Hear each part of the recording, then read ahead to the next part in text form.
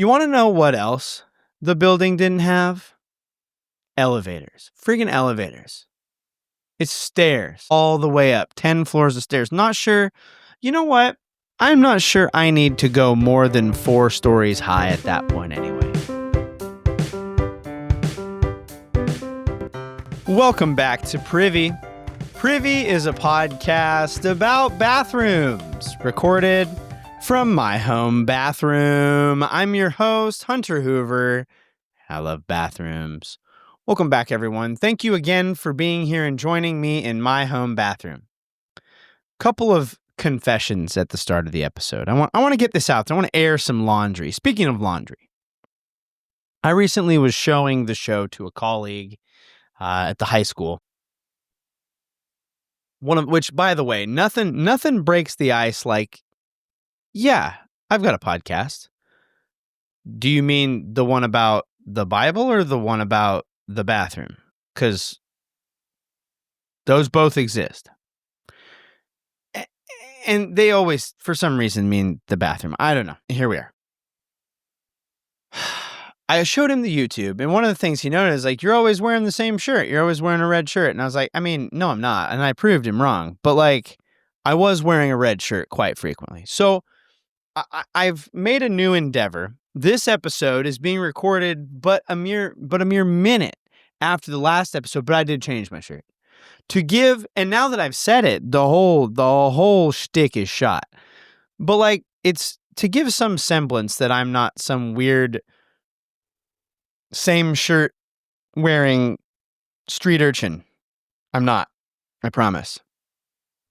But, so that's confession number 1. I changed my shirt. If anything, to make you think that it's been longer in time, that I had a different, I did. I changed my shirt for you.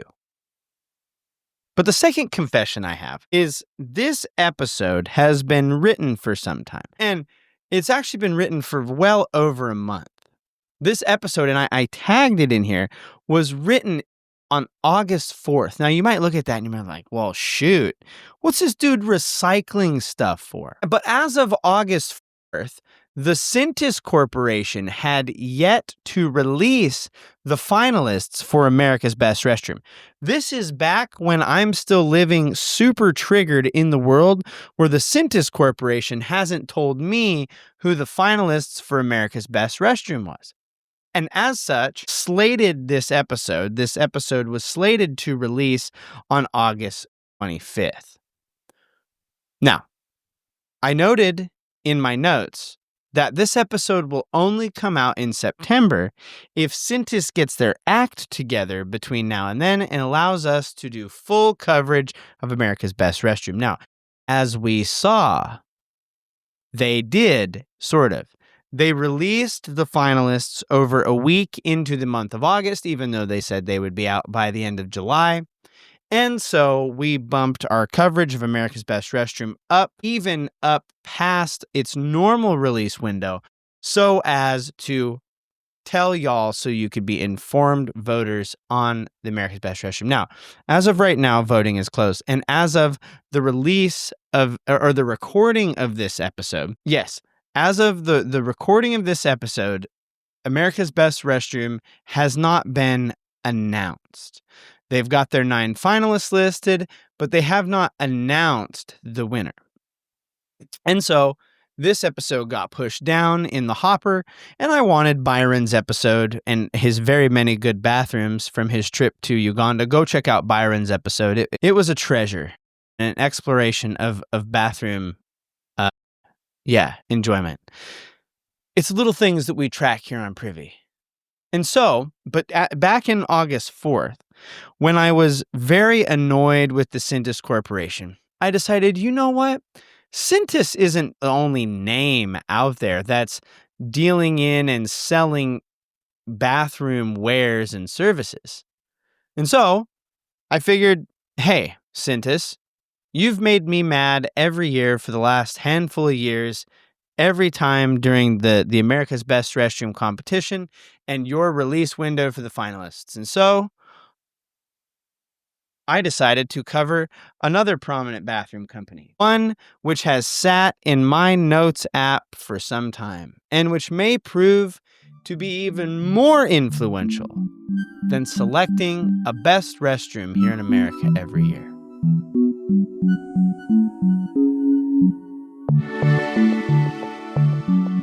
In the 1860s and in the years after the Civil War, the United States underwent a huge cultural and social change. One of these was the relocation of many peoples. This led many areas to undergo rapid growth and the need for further industrialized expansion in these areas.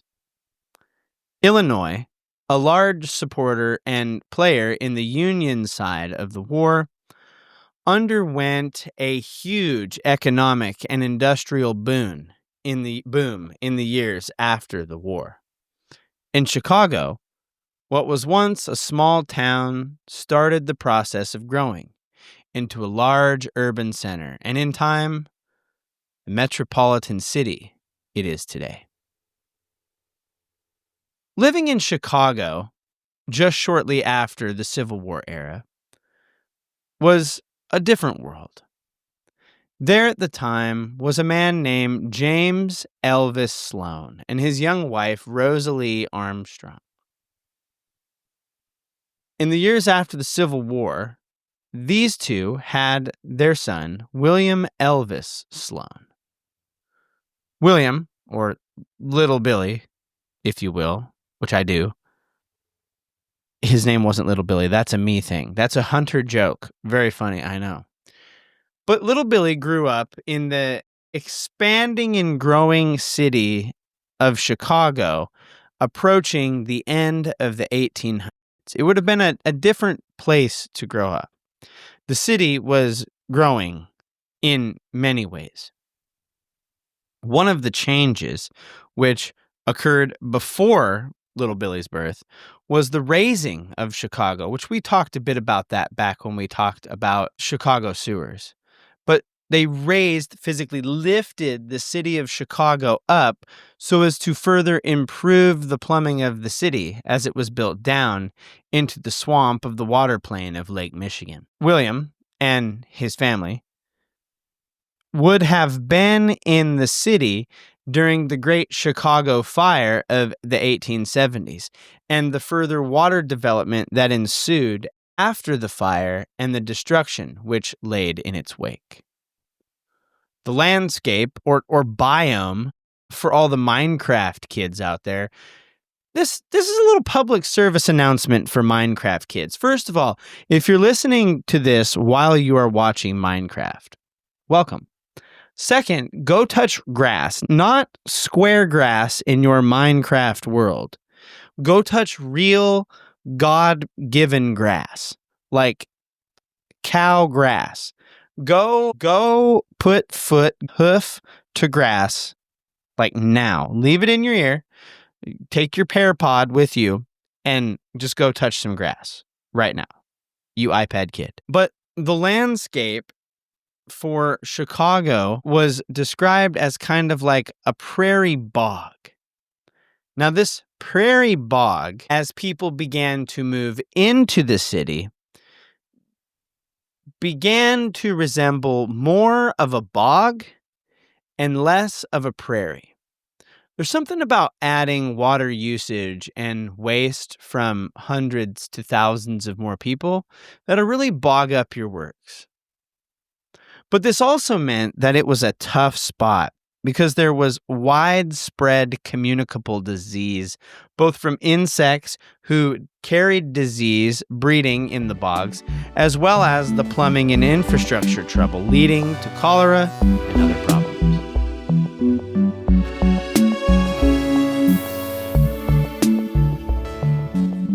In the 30 years that would have been William Sloan's childhood, teenage years, and young adulthood, Chicago, his hometown, would have grown from about 240,000 people, which is a lot, by the way, to over 1.2 million.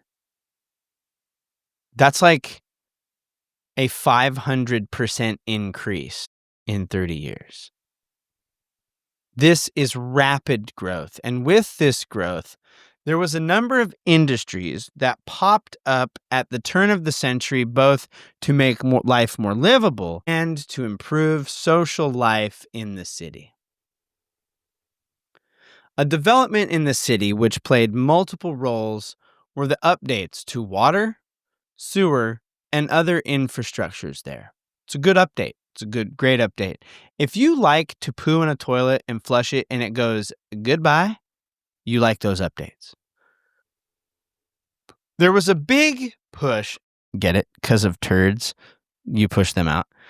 There was a big push for there to be water directly piped into people's homes and living spaces throughout many people's homes in the U.S. during this time. Now, this doesn't have a direct connection to the Chicago fires, as fires would break out in major cities. And they realized that if we have the water connected directly to where people live, it might be easier to not have and put out these fires. We got to get water to them for use quicker. It's a problem for sure, and one that we don't really think about today.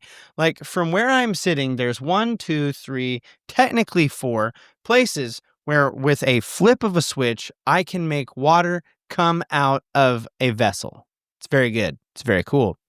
But back then, that was not the case. Running water was for the elite and the very upper class. And as growing population centers increased, they began to tackle the question, how do we produce and get this water for a wider selection of people more readily? In short, they wanted to increase access to clean water in these early American cities. With all the people often living very close together, it's not as practical to haul water in the way that they once did. Having communal and standing water sources or water sources too close to an ever-growing city isn't sanitary.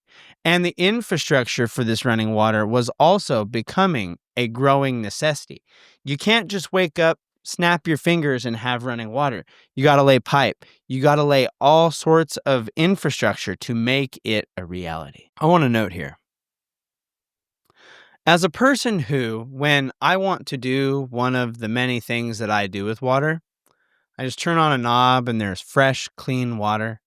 It's yet another reminder of all I have to be thankful for, specifically related to the bathroom. Just today, I was in a friend's house, and he was not in the house. He was in their next door neighbor's house, and I was there, and I needed a drink of water. And I found a cup in his cupboard, and I just turned on the sink faucet and got some water.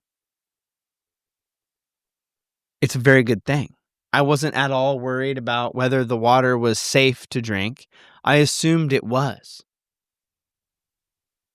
There's parts of our world that aren't so lucky. And at one point in our history, we were not so lucky. It's a reminder that we have much to be thankful for. During the Civil War, only the wealthiest could afford and have indoor plumbing. But by 1885, Chicago residents had spent over $2.5 million on water and hooking running water, to their homes. In a half century, by 1930, the Chicago housing standards that a home without running water was substandard and less finished. It was so widely accepted by the 1930s that if you didn't have running water, your house was considered not a house yet. Another increasing trouble for a growing city like Chicago and getting running water to everyone was water pressure. Getting enough to flush and wash, especially in more populated and public areas, was difficult. This was exacerbated by another architectural development that raised the bar for these infrastructure challenges and pushed the need for further renovation and revolutionizing. the skyscraper.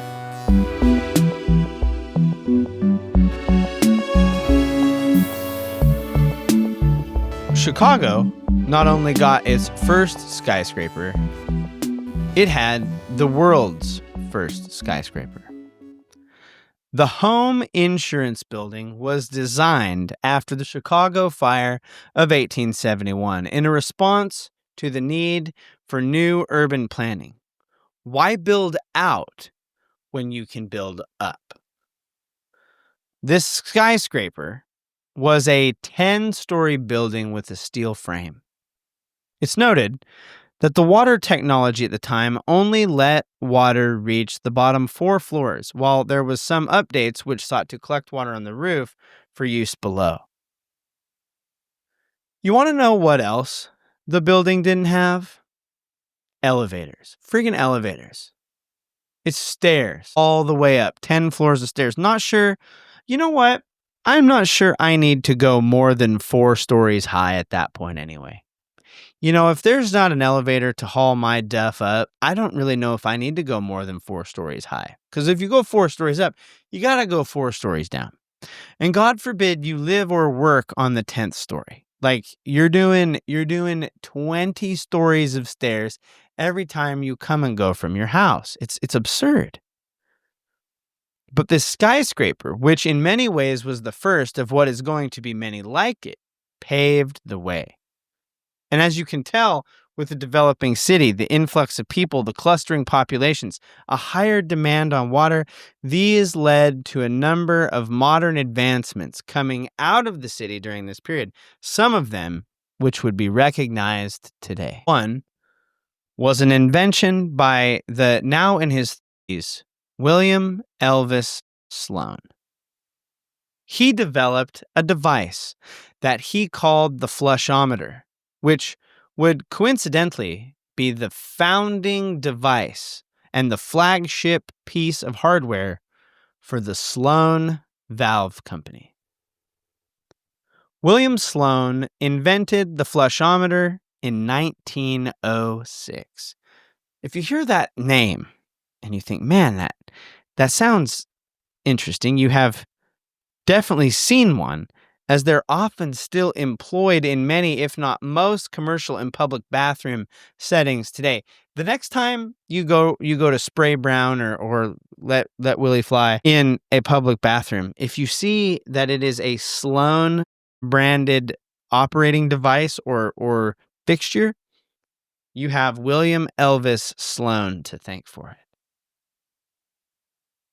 We need to take a brief note to figure out, what the heck even was this flushometer? While most toilets flush via gravity when water is released, thus the flush is triggered by the water coming down, a flushometer differs as it doesn't necessarily store water in a tank, but uses the building water pressure to push and flush the toilet. From the main water supply, a narrow tube leads to the pressure chamber of the flushometer.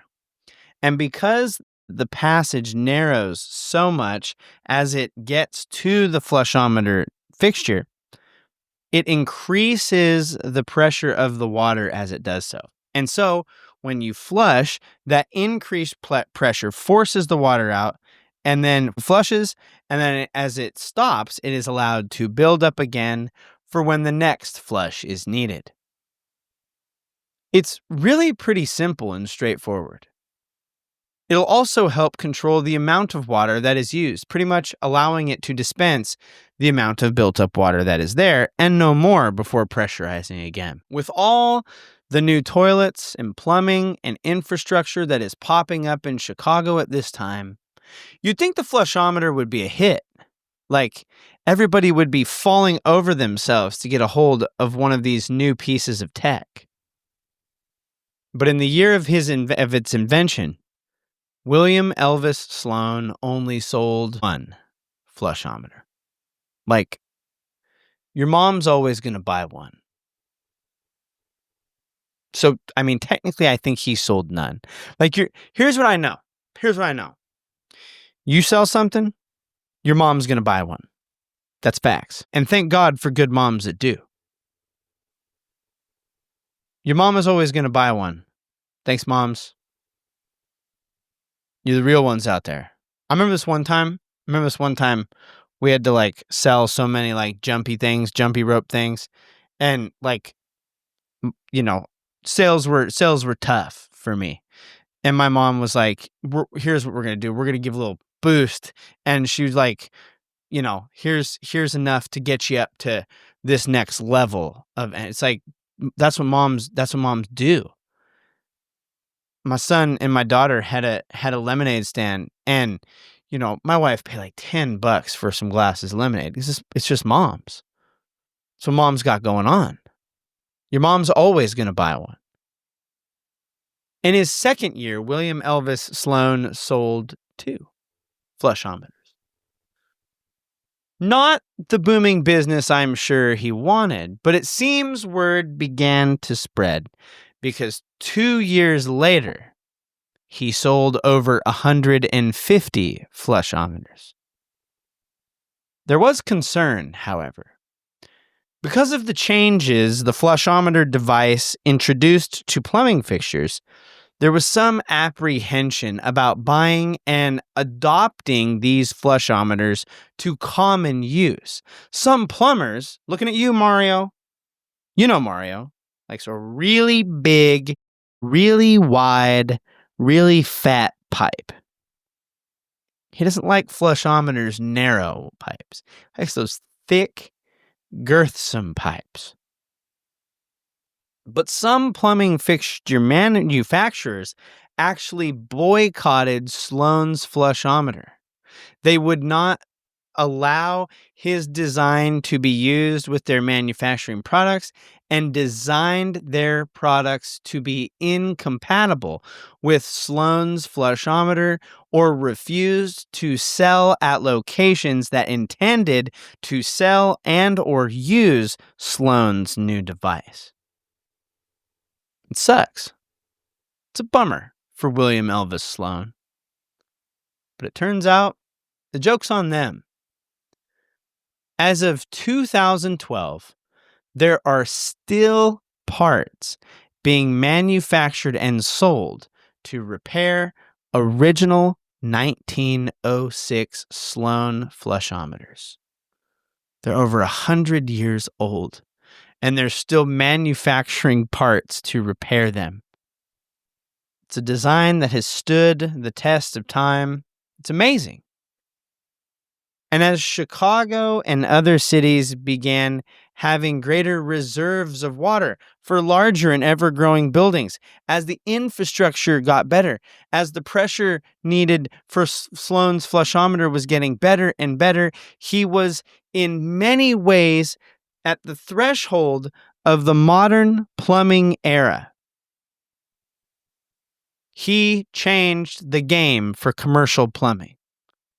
No needed storage tank for the water.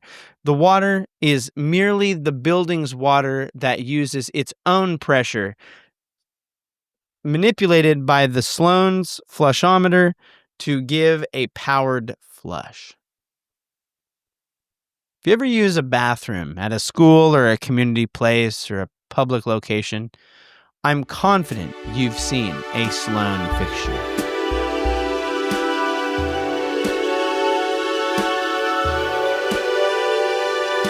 Since the creation of the flushometer and the founding of the company, Sloan has developed a piston-type flushometer, which includes the Crown and Gem 2, those are the names. A special version was made for ships and other naval vessels called the Naval Flushometer. In the 1970s, a sensor-operated Sloan flushometer, which triggers when you break the laser connection, were made and first installed right at home in Chicago's O'Hare International Airport. They are truly a Chicago company. And when William Elvis Sloan passed in the 1960s, his grandson took over the company and served as CEO for 20 years. Now, The Sloan Valve Company is run by a fourth generation of great-grandkids. Graham, Jim, and Kirk Allen co-run the company. They have taken much care and effort to keep the company a family company while expanding it and being at the front runners of their field. The Sloan Valve Company. Notably, they even began creating more commercial fixtures in 2008 and have moved into more water-conserving practices and strategies in recent years. In 2015, the Sloan Valve Company became the sponsor partners of the Chicago Cubs and Wrigley Field, back home in Chicago again. Their training facility in Mesa, Arizona, is called Sloan Park. Personally, I feel like Sloan is everywhere. It's an American company, family-owned, and it's long overdue we covered it. I hope that in doing so, Sloan, if you're hearing this, our allegiances are not with the Cintas Corp. I don't even think you guys are competitors, but Cintas has really made me mad, and I think you're a cool company, Sloan. Keep doing what you do. Keep making good quality bathroom fixtures and improving bathroom technology that many, if not all of us, have benefited from in some way or another. Thank you so much for joining me for another episode of Privy. As always, share the show with a friend. Word of mouth is very important. Social media helps, but one of the biggest ways that you can help us, September's like National Podcasting something, I don't know.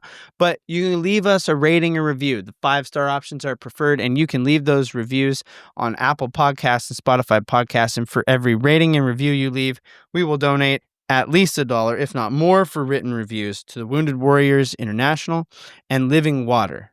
As a reminder to keep pooping in the free world, that free world was not always free, and to pursue cleaner water for all because not everybody has it. Some people are still living in the bog that Chicago once was. It's no good. You can check out the show. Follow us at PrivyCast on all your social media. Send us an email. Questions, comments, concerns, feedback, stories, what have you. privycast@gmail.com. Visit our website, privy-cast.com. We've got some articles and we're always trying to put some new stuff on there. Go check those things out. We want to thank Kevin and Podington for the use of their music. You can check out the links to their music in the ding dong down below. This brings us to the end of another episode of Privy. Thank you so much for being here. Thank you for joining us. Keep pooping in the free world. Own your stank. And now, as always, don't forget to flush.